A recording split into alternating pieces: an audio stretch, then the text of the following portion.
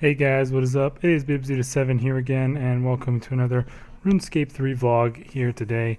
In this video, I'm going to be talking about this week's patch notes, as well as pretty much what they've been working on over the Epic Jam, Game Jam thing that they've been doing for the past, I think it's only been about a week, but it goes for 2 weeks. So yeah, going to be talking about that stuff.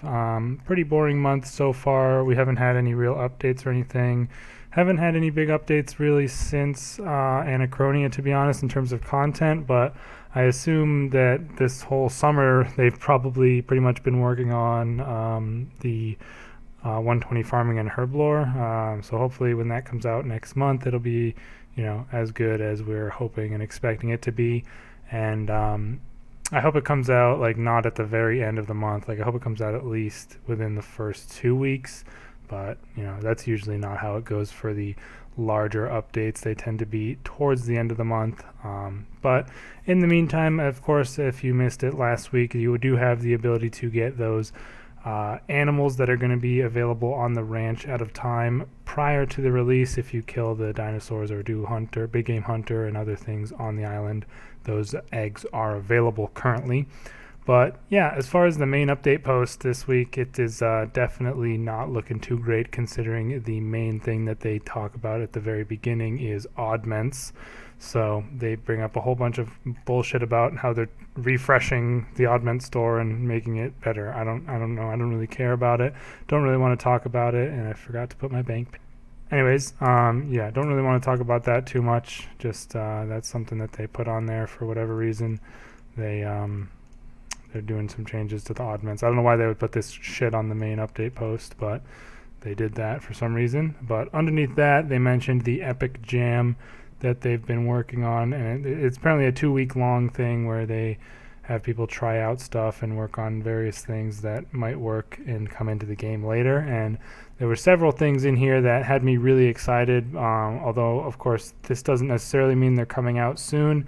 It's just really nice to see that they are being worked on, or they are, they exist at the very least. And I read through a lot more of the details on them on Reddit, so I kind of have a better idea of the background on a couple of them. But anyways, the first one that they had on here is Untitled Waterfowl Update. And I think that one was to make a little miniature player-owned farm type place in Burthorpe Taverley area and have that be available to free-to-play players, which would have things like chickens or not chickens, like ducks and stuff like that available to grow there, which I think is an interesting idea. Not really too excited about it. Like, it's nice that they're having this new ranch as well, but I don't think it should be like something that they expand on like too much more, especially considering how many new animals are going to be added with this new ranch. But still, it's an interesting one that they talked about. I'm actually going to pull up that Reddit post right now so I can make sure I have my facts straight on these details. So it was Epic Jam. I think that should hopefully give me, that gives me what I wanted to see. And they're going to have like a final update summarizing what the status was of all of these updates at the end of the so-called jam, whenever that happens to be. I think it's next week is when it'll be like officially over. But yeah, that's one of those. It's pretty much just a simple player-owned farm thing for free to play, as long as the level cap gets increased, I guess. And they won't even provide beans at this farm, so it'll kind of just be like an introduction to the mechanics mainly. The second post, or the second item on there, is something I have wanted for years and years, and I was really sad not to see it on the survey, but seeing it here made me so happy. And it's Elemental Workshop 5, and it actually says Elemental Workshop 5 through 7, so 3 new parts of this quest chain are apparently under construction. At the very least, they're being worked on, and I'm so happy that they have finally mentioned that they're going to be working on this. And again, these Epic Jam things aren't necessarily coming out at the end of it, or even in the near future, but still, man, I am so excited to see Elemental Workshop 5 through 7 on here. I couldn't believe it when I saw that. Like, all I wanted was the 5th edition, but they're working on several of them all at once, so that's pretty sweet. And They mentioned that each of the quests will use 2 types of runes, as you know from the quest chain. As you go deeper, you're going through different rune types, and the doors in there are labeled with types of runes, and it's just kind of, you have to know the quest to kind of understand that. But Elemental Workshop 5 will be Astral and Nature runes, Law and Death will be the 6th, and Blood and Soul will be the 7th. So it kind of sounds like they're trying to end the quest chain at number 7, which is perfectly fine by me. I would love to have like a whole complete story in there, because it's just such a cool area. And they also want to make the elemental armor be a bit better, have a better place in the game. So interesting to see what they do. They might add some special effects to the various items on there. And they also apparently have prototypes for the first 2 puzzles already, and also a design, and they want to have a design plan for the rest of the series. So I'm really looking forward to seeing more on that. Hopefully it comes out next year at some point. That would be amazing, at least the 5th one. And they said they don't want to have puzzles be obnoxious like in Elemental Workshop 3 and have them similar to Elemental Workshop 4, which I think was a good one. It had those kind of like that computer system that you operated, and I enjoyed that one. But yeah, that is on there, so super excited for that. Another thing, the next one that I was really excited for, golden clue scrolls are being worked on with this, and that was on the survey actually, and I voted that very highly. I would really love to see this come into the game. Golden clue scrolls are, they actually went into details on what they would be.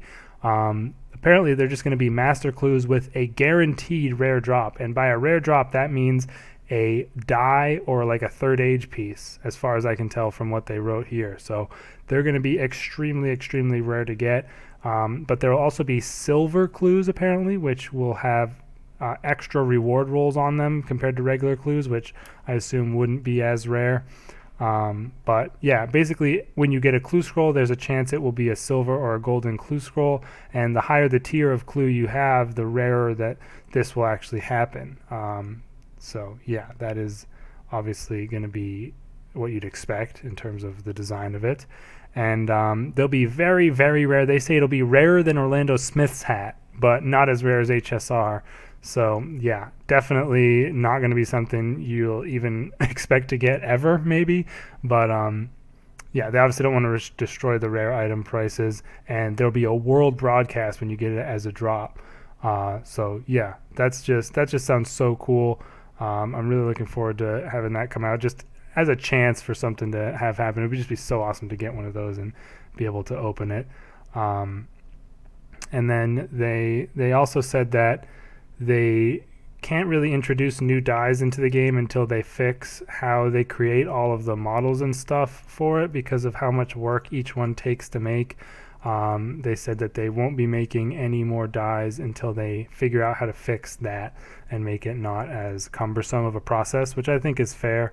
And also, by the way, they mentioned that the golden clue scrolls will contribute to your collection log. So yeah, that sounds really cool. I'm really looking forward to when that ever comes out, if it does. I mean, this one, they said during the RuneFest that it was something that people really wanted at Jagex, so I expect it will be coming out before too long, hopefully next year. I just would really love to see it. Just sounds like such a cool little thing to have.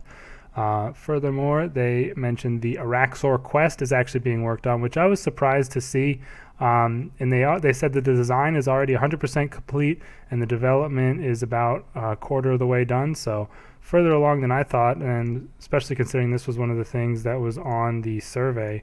I wouldn't have expected to see it coming before, the end of the year or anything like that. And just trying to do my Viswax for the day here. Hopefully we can get, okay, the death rune worked. What do we got for my last 82? We can do better than that. Come on. Actually, 99, can't pass that up. I didn't want to use the bloods, but man, sometimes you gotta. But anyways, that's about all the dailies I had. So I'll try and quickly breeze through the rest of these to go over what they are. And we had the Araxor quest. Again, they didn't give too many details on what it has, but they also said it's got a Halloween feel, although it won't be out by Halloween, but hopefully it will just have that feel and kind of fill the void, because there's not going to be a Halloween event this year, unfortunately. But that's there, and that sounds really cool. I would just like to see what they do with that. And those are all the main bigger updates that are being worked on. They also have some QOL, smaller updates. Being able to pin your GE history offers so they won't go away. Sounds pretty cool. The Ripper Demon pet they're coming out with is going to be 1 in 30k drop or 1 in 1k from an elite. So another extremely rare pet that's going to be on the Slayer log. No threshold, but it is obtainable off task. And it's going to be called the Nipper Demon, which is pretty cool. But yeah, that's going to be coming at some point. This one sounded really good. They're going to increase the XP and drop value from elite NPCs. Right now, you really don't have a... Oh, my fucking game just crashed, dude. What the fuck? This game is trash. I'm just sitting here doing crafting, reading the fucking Reddit. Nothing got unplugged. It says the system detected an overrun of a stack-based buffer in this application. Jesus Christ, dude. They are so fucking bad. Like, fix your fucking game. Oh my god. This happened to me yesterday too while I was just skilling in Prif. So, I don't know. Still, like, now I'm still scared to even go PVMing if my fucking game is going to crash on me out of nowhere. Jesus Christ. Well, I'm glad that happened on video. That was a great thing to capture. Is my pin going to be... Okay, I don't have to enter my pin. My god. My god, though. Like, what the fuck? I'm just sitting here, skilling, not even doing anything, and it just crashes randomly. Let me finish the rest of these off, and then I'll end the video so I don't end up getting on too much of a rant. Whoops. But, yeah, the elite NPCs, they want to make it so that they have rare drops that are only obtainable from them, similar to old school RuneScape's superior monsters, it sounds like. I definitely think this is a good idea, although they say it's in its early stages. I would definitely love to see that one coming next year as well at some point, because right now you don't really have a great incentive to kill the elite NPCs unless there's some that have a better chance for their rare drop, like Soul Gazers and stuff like that. I talked about this last week, but they are working on adding pet XP to your broadcast as well as the KC, and when you get them from bosses and skilling. Sounds pretty cool.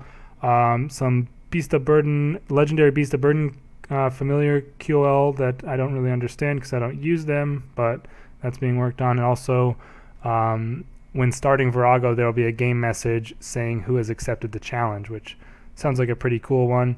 And they also mention a pretty big pretty big section here about skilling offhands, which they've talked about for a couple of years now, but apparently they're being sort of designed a little bit by Mod Shawnee, and they give the details on several of them, but apparently they're not sort of finalized or anything like that. But it is definitely considered as a big update, and they're going to have to go through a lot of the design changes.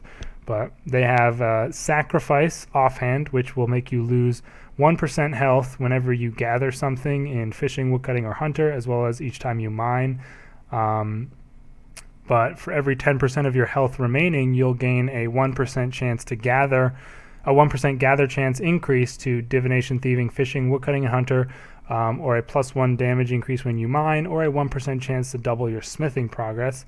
And every 10% health you have missing, you have a 4% chance at 10% on the icon of instantly gathering an item. That doesn't make any sense to me, but that's what it says on Reddit. Maybe the person writing this didn't quite have what they said. Yeah, I'm not going to read those last two things, but that sounds pretty cool. It's kind of like a health, something that affects your health while you're scaling, and keeping it high has some benefits, but also apparently not keeping it all the way full has some benefits. Definitely an interesting idea. They have the Elemental offhand, which lets you turn into one of 4 forms for 30 seconds whenever it procs. If you're the Air Elemental, everything you gather or produce is instant. If you're the Water Elemental, you don't lose prayer or summoning points or divine charges.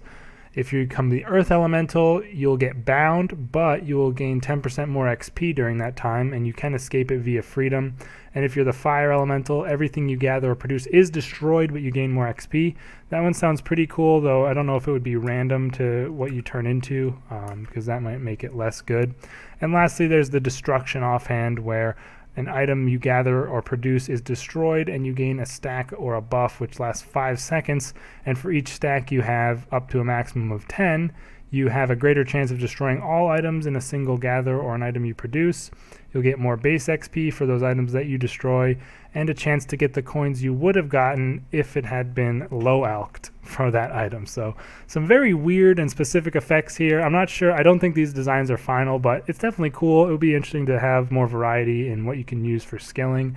So I'm glad to see they mention these things, although again, with all of these updates, they're not necessarily coming out soon, but they are just being worked on, and the main ones I'm excited for sure are the Elemental Workshop quests and the Araxor quest and the Golden Clue Scrolls. So yeah, really looking forward to what they end up coming out with at the end of this as far as the progress on these updates, as again they are going to release kind of like a final status at the end, and I will definitely be covering that in a video. But as far as the patch notes goes, they apparently fixed a couple random crashes, although clearly not whatever the fuck is happening for me. Hopefully they do something with that pretty soon, but I read through all of them and there was not really any other patches worth mentioning aside from the Gloves of Passage effect is now apparently applied for the Smash ability as well as Havoc. I don't even know what the Gloves of Passage effect is, to be honest, but those two abilities aren't very good as they are, so I don't think that'll really make them much more worth using than they were before. So yeah, that's just one thing that I noticed might be significant, but other than that, the patch notes were largely irrelevant this week. So pretty boring week, but all these new things that are being worked on do sound pretty exciting, so looking forward to seeing where they are at the end of the week. I'll also be making my first PVM guide that you guys voted on my new content that I should make poll that you'd like to see PVM guides or monster killing guides at the very least, and I'm gonna make one as kind of like a prototype of the format that I want to do, and you guys can then give me feedback on that, or tell me it's terrible or whatever.